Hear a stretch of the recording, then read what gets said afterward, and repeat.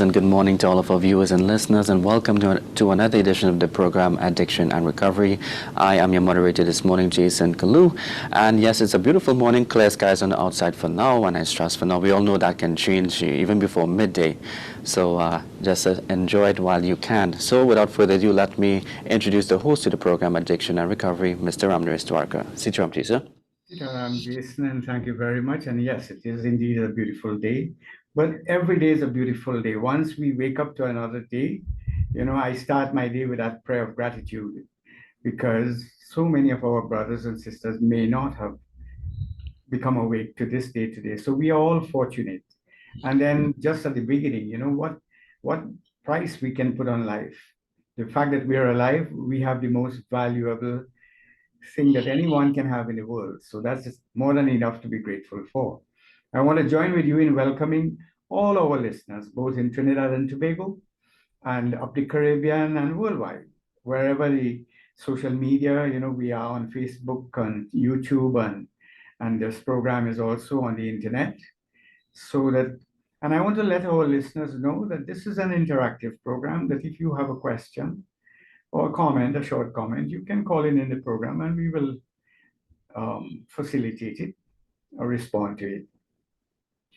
Jason, we have been talking about different aspects of recovery, from identifying whether you have a problem to describing the 12-step program that was introduced prior to this segment, and looking at some of the dynamics of recovery, some of the misconceptions. And I want to let our listeners and viewers know that all of these things are posted on YouTube under my name, as you see here, Ramnaresh Dwarka.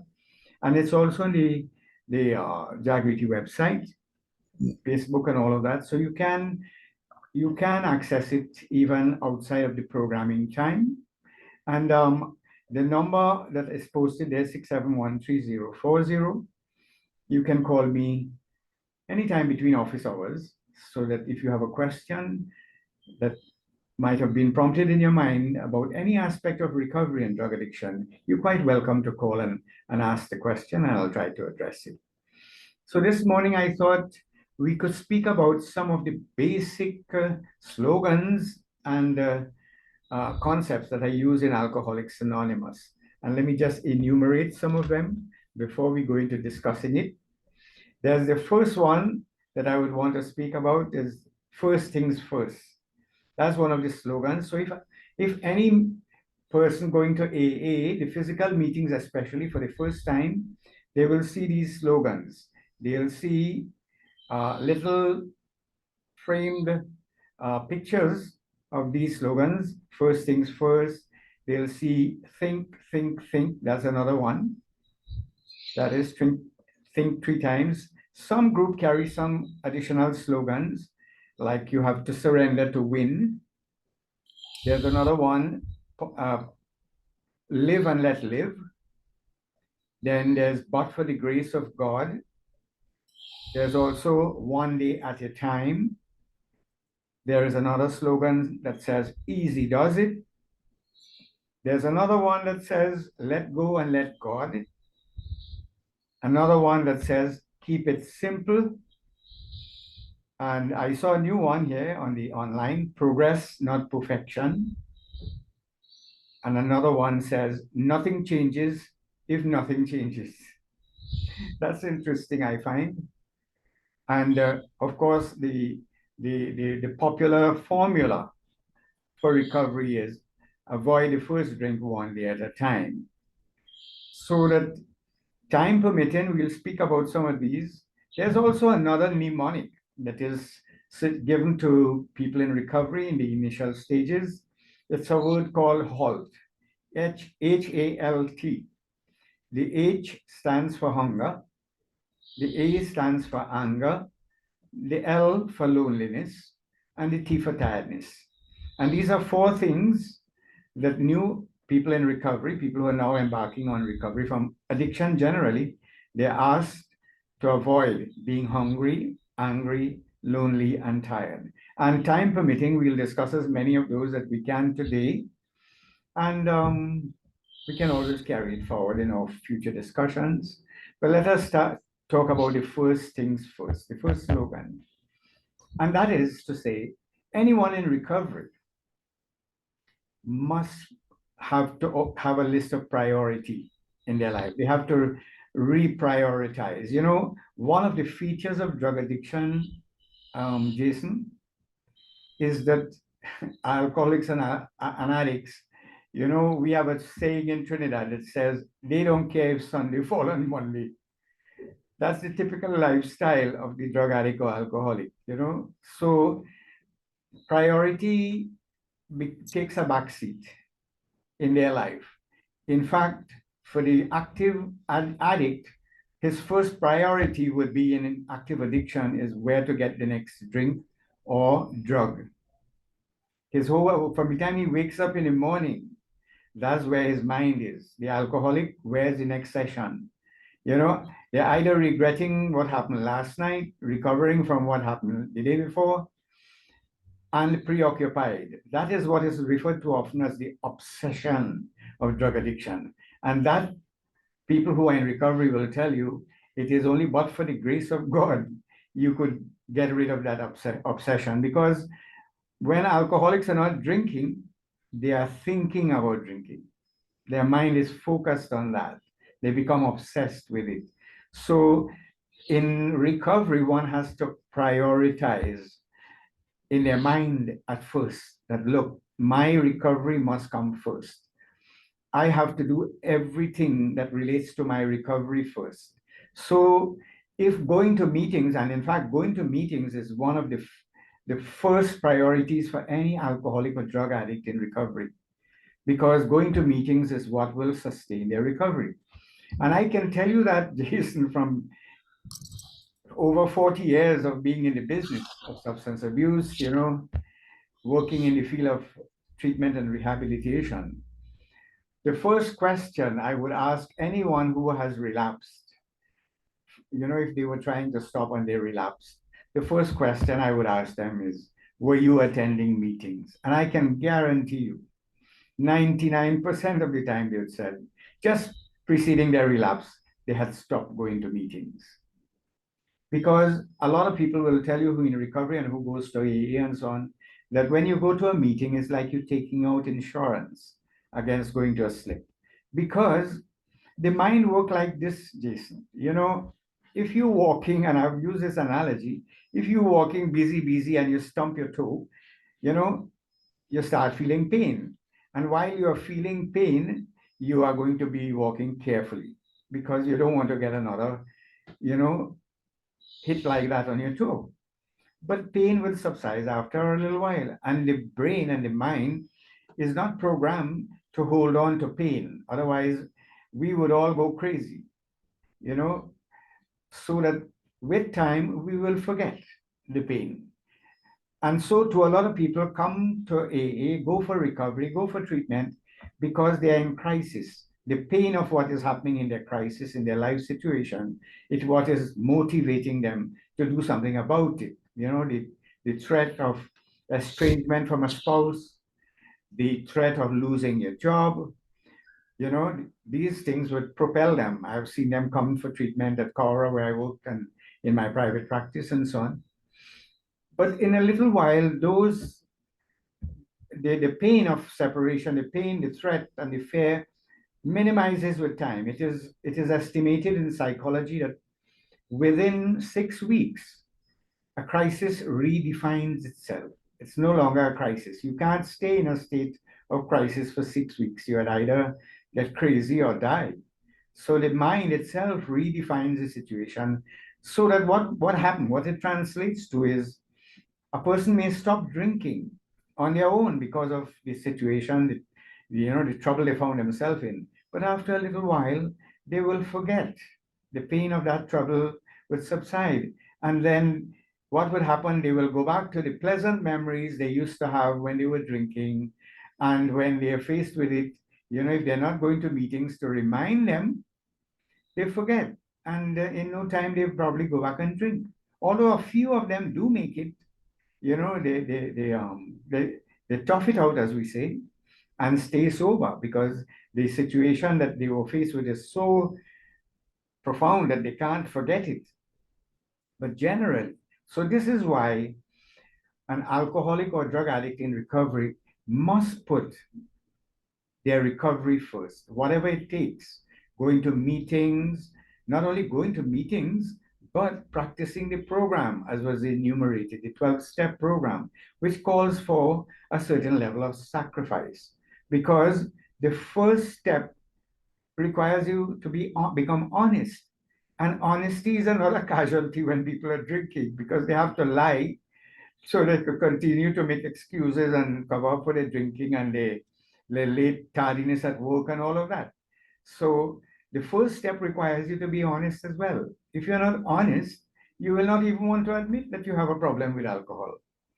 But not honesty is only half the story. The other half is that you have to be humble to become willing to accept help because a lot of people realize, look, I have a problem, but they don't want anybody else to know because of the stigma associated with it. They don't have the humility to go to a meeting or go for counseling or to even admit it to themselves. You understand? Or anyone else. So these things call for sacrifice. We have to, and this is why it is difficult for people who have never been addicted to a drug or dependent on a drug to really understand what is going on in the mind of a drug addict or alcoholic. Because on the one hand, alcohol does two things, not only one. It does not only dull the pain of the situation, but it also promotes pleasure at the same time. Now, I mean, so that some people will just drink it for the pleasure to enhance their euphoria and their pleasure. But if it can dull the pain at the same time, well, that's a double benefit. And this is why drugs become very, very attractive to people who start off initially experimenting and for recreational use. The mind remembers that, look, you can take this to dull pain as well, of disappointment, of frustration, of stress, so that it doesn't matter. I was saying to a patient this morning, a relative of a patient actually, this person has stopped drinking and now they are going back to work and they're doing well and they are saving money and all of that. And, and the relative is so happy that this young man is now putting their life together. But because of working late, he's not coming to the meetings. That is a dangerous sign.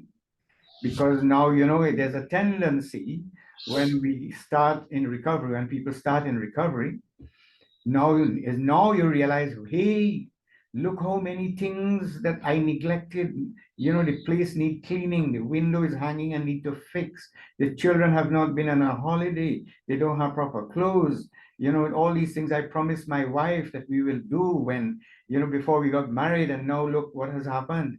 So they decide to, as soon as they can, then from an alcoholic, they become a workaholic.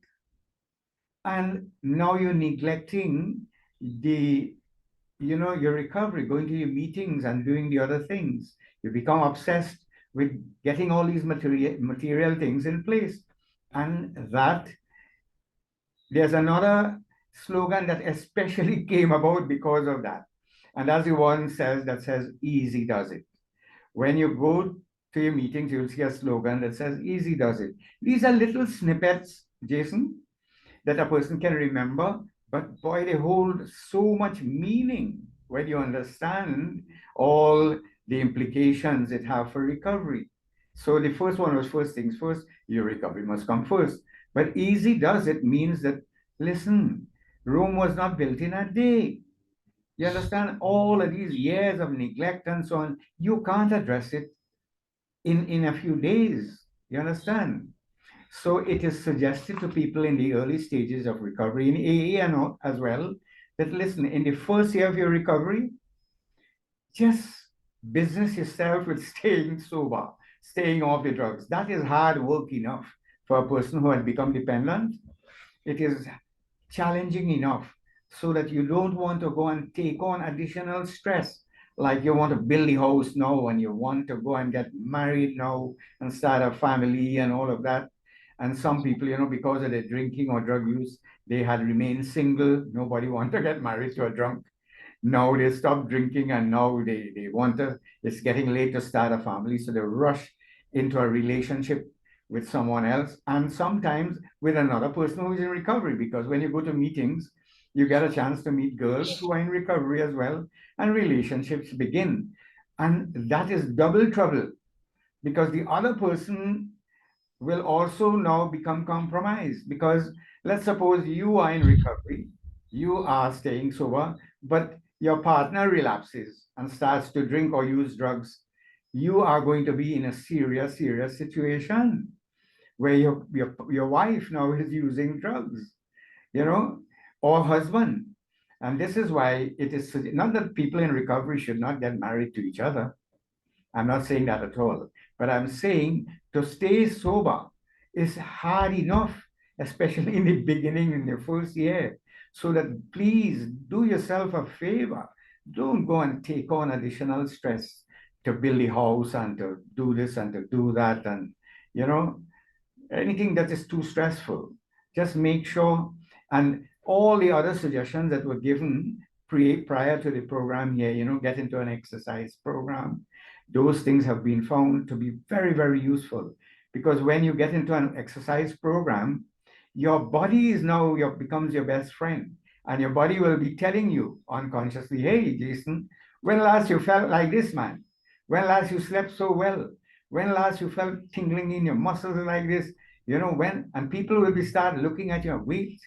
You're looking clean shaven and well kept, you know, and you're presenting.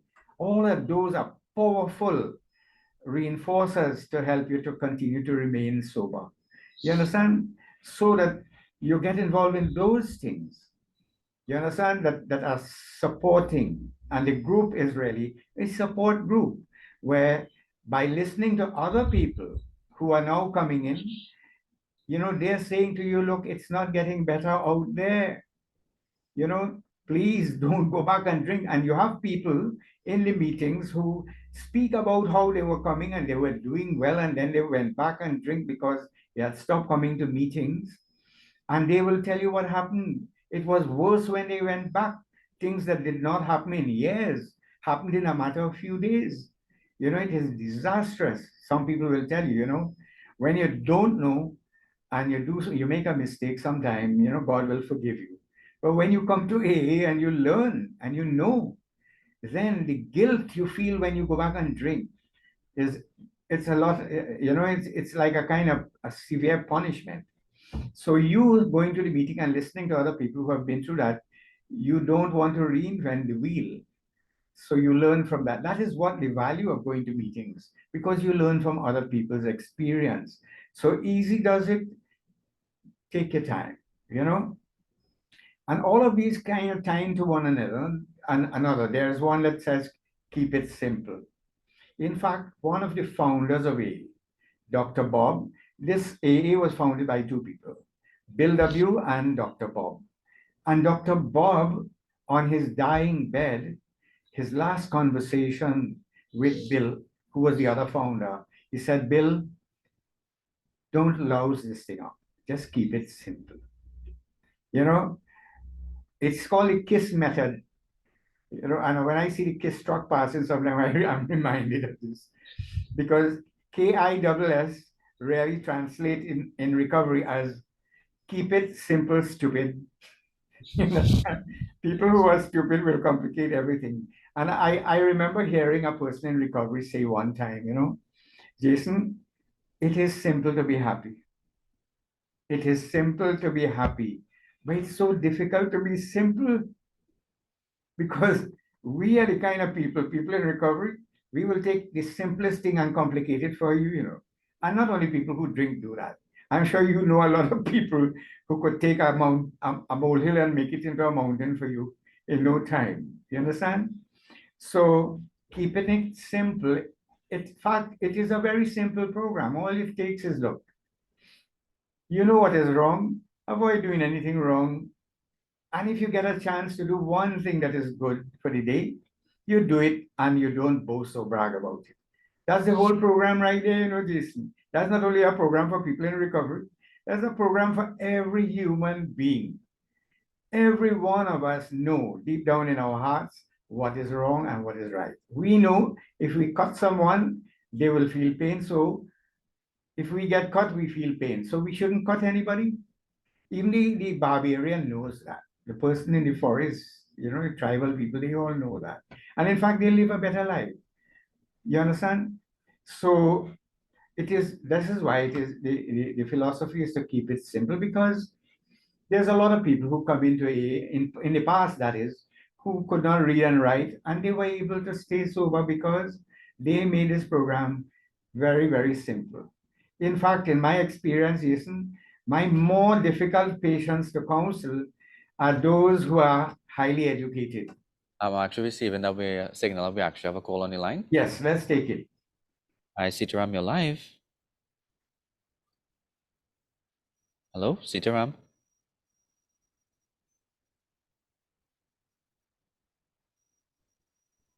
Oh, we seem to lost the call. All right. So I was saying sometime intelligence, education, that is not intelligence, but education sometimes can become a barrier, because the more educated we are, we have a tendency to rationalize. I have found I'm a social worker by profession, and social workers are the most difficult people to counsel because they think they know everything. You understand?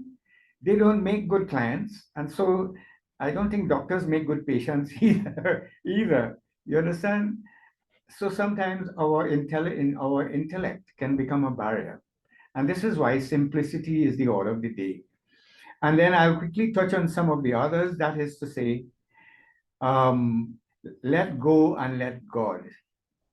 That is, in AA, we would have tried every single strategy we know before we presented ourselves at AA or for treatment, so that everything endogenous inside our mind had failed us. And we have to realize that. This is why we have to turn to something outside of ourselves. And that is why step 2 of the program says we must come to believe in a power greater than ourselves that could restore us to sanity. Yes, do we have that caller again? Yeah, we have the caller 9. Sitaram, you're live. Hello? Sitaram, you're live. Yes, do we have that caller again? Yes, Hello? morning. Morning. I am listening to the program intently, and I would like to hear Mr. Dwarka expound on the progress, not perfection, because some of us recovering addicts adopt that position of perfection. I would like to hear his expert advice dealing with this particular slogan. Okay, and listen off here. All right. Thank you very much. I want to thank that listener, Jason, for calling. Yes, this is a new one. This is not very popular in Trinidad, but if you go to one of the text of the book called Alcoholics Anonymous, which a lot of people will refer to as the Bible in AA, in chapter 5, you'll see a line that says, "We claim spiritual progress, not spiritual perfection, not perfection." And that is a very important concept that people in recovery need to understand, because, as alcoholics and drug addicts, I'll tell you something. I'm being a person in recovery myself, Jason. We tend to be extremists. We're either doing it or we're not. We're either drinking or we're not drinking. We don't know about moderation, and even though we put down the glass, we still tend to have that similar kind of attitude. Is either we do it or we don't. So we put pressure on ourselves, to practice these principles, and sometimes to brag about it. I must say that we are doing this and we are doing it to the best, and we are experts at living that way of life.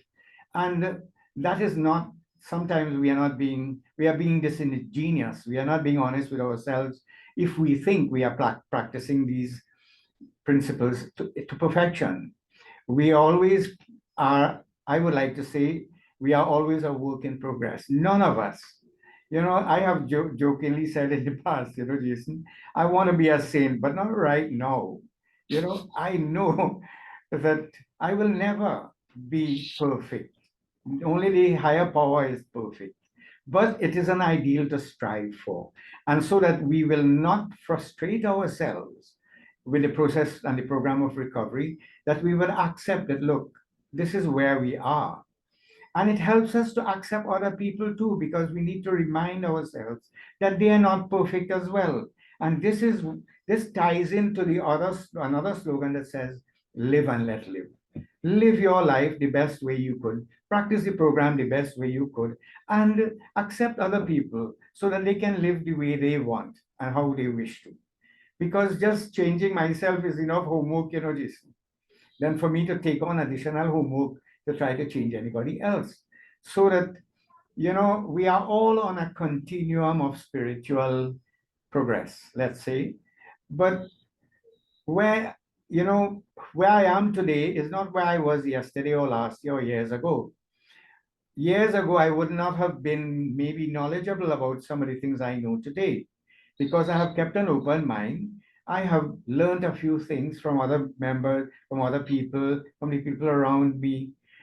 But even when I was, let's suppose, foolish and ignorant, I wanted people to accept me then. So today, wherever I am, I need to accept other people as they are as well. I should extend that courtesy, which means live my life how I like and accept where people are as they are, accept them as they are. Most of the time, that same book I referred to in another chapter called Dr. Alcoholic Addict, it says one of the times whenever we are disturbed, Jason, it is because we are finding someone, something, some situation of our life unacceptable. And we will have no peace of mind until we accept, look, that is how Jason is. That is how that person, John, is. You understand? And that is how this situation is. And if God could accept it like that, why can't I? So I'm really grateful to that caller for requesting a further discussion. And let me say, I have no authority on this. This is just my own perspective on it. I'm sure there's a lot of other people who are growing spiritually, who might be in a better position to even offer additional, perspectives on this. But clearly, simply what it means is that, look, we are claiming progress. That I am better than that I used to be spiritually. Clearly, when I was drinking alcohol and being drunk and all of that, I would have been in another place spiritually. I put down the glass, I've stopped drinking, I'm trying to live the AA way of life, for instance, practicing honesty and open-mindedness and humility and, making amends and trying to not be selfish and self-centered. All of those are little steps on the way to spirituality. And hopefully, maybe, I think the only alcoholic who, if they stay in recovery long enough, when they die, they will be in a position to become perfect, because then they can't do anything wrong or they can't make any more mistakes. So yes, we all claim spiritual progress, especially for the fact that, look, we don't put pressure on each other or ourselves to pretend to be where we are not. We accept that, look, okay, I'm still making mistakes. Like I still have problem with, I could still be self-centered sometimes. I could be selfish. I could be angry. I still have all those emotions, So and this is why I'm on that I'm a work in progress, I would say. Recovery is always dynamic. So I want to thank that caller. And if we go, and of course, other people can call, we can have this discussion again. And I want to touch on, there are some paradoxes in AA as well. Yes, there's another caller. Yeah, another caller. Sitaram, Yes, you're live. please. Hello, Sitaram. Hello, Sitaram, you're live. No? No, we lost the call. Sometimes we lose the call. Yeah. So you'll always hear that there are some things called paradoxes in it. Paradoxes are things that appear to be controversial or in conflict, but when you look at them, they have a deeper spiritual meaning. And that is, you have to surrender to win.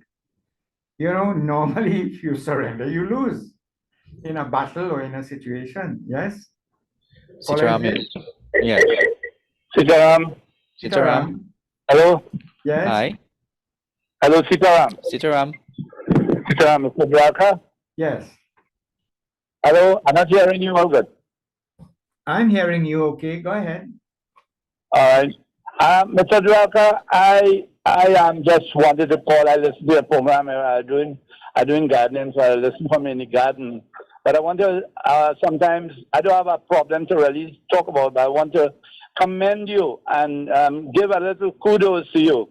Every week I listen to you, and man, you bring so much inspiration. Even though I'm not an alcoholic, but you bring a lot of inspiration. I'm sure the population of this country who listen to you very, think so high in praise of the work you're doing. And I want you to know that we appreciate the work you're doing. Thank you so much. God bless you. I just missing some time to hear you sing, man. All right. Have a great day. Sitaram. Sitaram, and thank you very much. These words of encouragement, you see, my ego is still alive, Jason. Yes, I feel good when people say these things. It encourages me. But I also remind myself at the time that nothing in God's world happens by accident.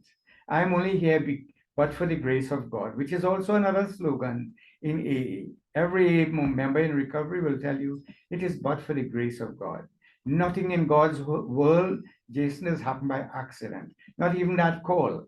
That brother taking time out from his garden to call to give us encouragement. That also, we all like to think that we are initiating activities. Yes, we have free will. We can choose to do the right thing, or we can choose to do the wrong thing.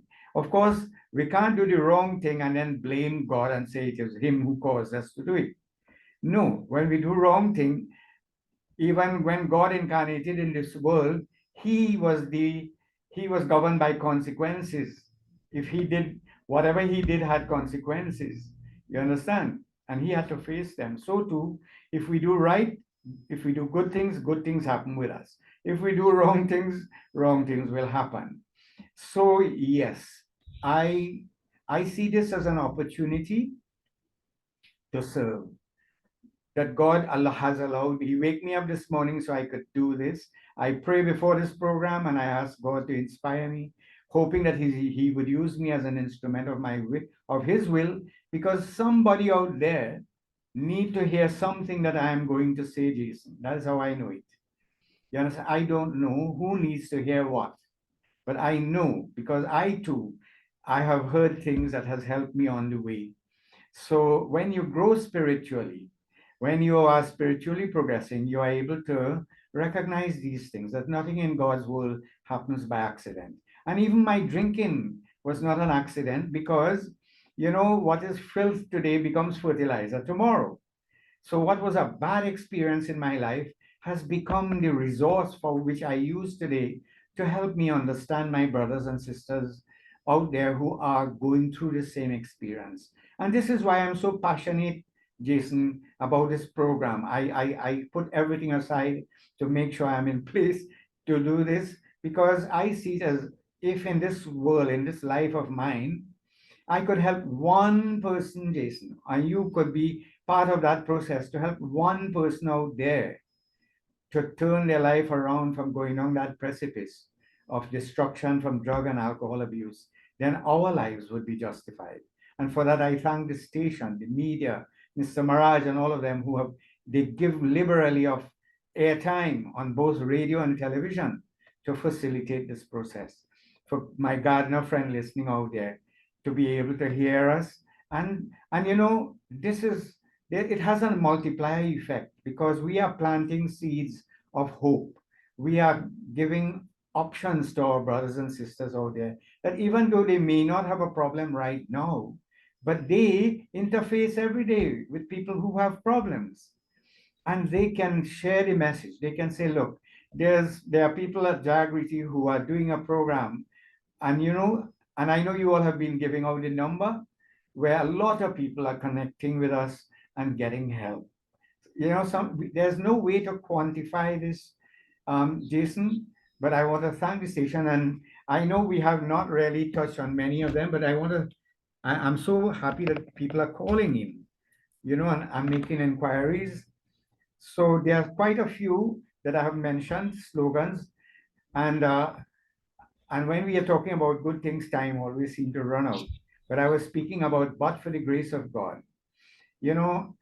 whenever we want to knock our chest and take the credit for anything, we are investing our egos. And there's a tendency sometimes to fail because we're taking like I say, I don't take the credit, so I don't have to take the blame.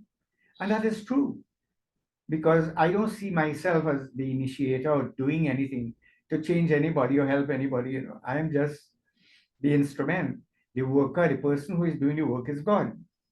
You understand? So, as an instrument, all I have to do is keep myself straight, shining, sharp, and available every Thursday morning to come. And I say, God, you guide me, and I come and do this program. And I have been doing these programs for the last 30 years, Jason, using the same method.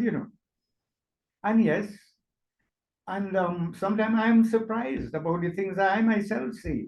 And I know it is that is inspiring me to say some of these things and to reach out to our brothers and sisters out there. So I want to encourage them, those who can't get on while the program is on, they can call the number on your screen 6713040 and speak to me after the program as well.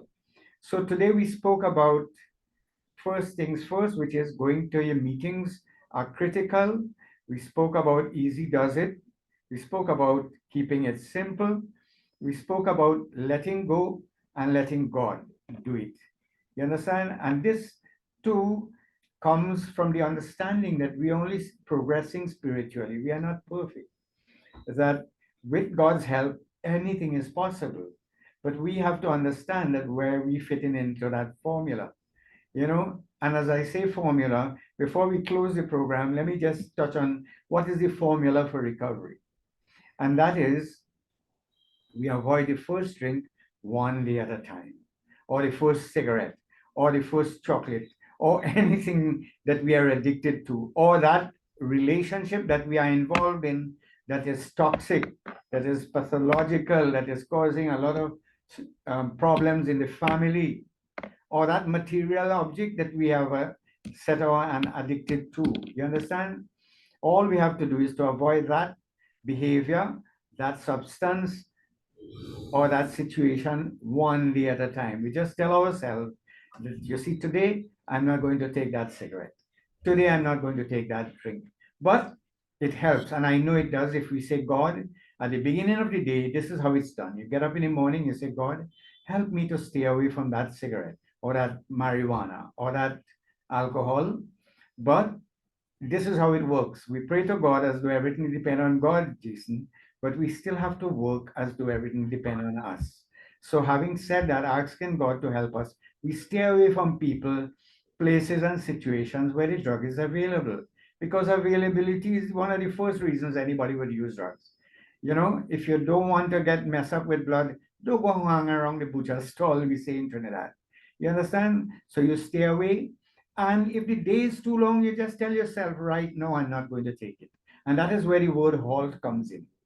We avoid hunger. When our stomach is filled, we don't get the craving for alcohol or anything. And we stay away from anger, because when we're angry, we lose our judgment. Our tendency is to go back to the animal behavior that we are accustomed to, and we reach back for the drink and all of that.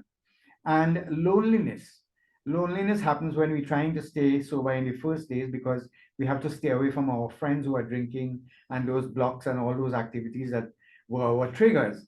So this is why it's important to find a new place. The meetings and all of that helps you to deal with the loneliness. And the T for tiredness ties in with easy does it. Please don't try to build Rome in one day. Don't get yourself too tired and bogged down with stress. Take your time, eat properly, exercise, avoid arguments, go to your meetings, and thank God every day after you've stayed sober, because I suppose some people say God is a jealous God. He like to know that we recognize the work he's doing in our lives. And I know we're coming up on time, Jason. So I want to thank all our listeners, and especially those people who called, and to let you know there is hope. If you or anyone you know have a problem with alcohol or drugs and they would like to stop, they can reach me at 671-3040. That is 671-3040. And I want to thank you and Francis and all the people in the back there who don't get, recognized for doing all the work and putting together the videos and all of that to make this program a success that it has been. Thank you again, Jason. It's always a pleasure having you in the program, Mr. Dwarka. And like Mr. Dwarka said, easy does it, one of the many slogans used in addiction and recovery, but can also be applied to everyday life. Take note. So until next Thursday, I'm Jason Kalu, saying see you around for now.